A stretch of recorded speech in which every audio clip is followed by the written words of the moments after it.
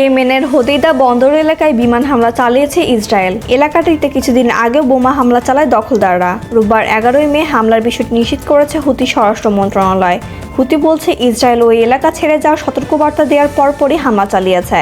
তবে এর আগে রাশ ইশা, হোদেইদা এবং সালিফের বাসিন্দাদের সরে যেতে সতর্ক করে তারা। খবর আল জাজিরা। স্বরাষ্ট্র মন্ত্রণালয়ের মতে ইয়েমেনের হোদেইদা গভর্নরেটে বিমান হামলা চালিয়েছে ইসরায়েল। এই মাসের শুরুতে তেল আবিবের বেন গুরিয়ন বিমানবন্দরের কাছে হুতির হামলার পর ইসরায়েল হোদেইদা বন্দরে বোমা হামলা চালায়। এছাড়া রাজধানী সানার কিছু অংশ এবং সেখানকার প্রধান আন্তর্জাতিক বিমানবন্দরকেও লক্ষ্যবস্তু করা হয়। মার্কিন সেনাবাহিনী প্রায় 2 মাস ধরে ইয়েমেন জুড়ে প্রতিদিন বিমান হামলা চালিয়ে আসছে, অবকাঠামো ধ্বংস করছে এবং শিশু ও বেসামরিক নাগরিক সহ কয়েক ডজন মানুষকে হত্যা করেছে। তবে হুতি এবং মার্কিন যুক্তরাষ্ট্রের মধ্যে যে যুদ্ধবিরতি চুক্তি হয়েছে তাতে ইসরায়েলের বিরুদ্ধে কোনো অভিযান অন্তর্ভুক্ত নেই। এই সপ্তাহের শুরুতে হুতির প্রধান আলোচক ঘোষণা করেছিলেন, কিন্তু তারপরেও থামেনি হামলা। চলতি সপ্তাহে মার্কিন প্রেসিডেন্ট ডোনাল্ড ট্রাম্পের মধ্যপ্রাচ্য সফরের আগে এই হামলাটি চালানো হয়। 15 মার্চ হুতিদের শক্ত ঘাঁটিগুলোর বিরুদ্ধে তীব্র সামরিক অভিযান শুরু করা ট্রাম্প ওমানের মধ্যস্থতায় এই গোষ্ঠীর সঙ্গে যুদ্ধবিরতি চুক্তিতে সম্মত হন।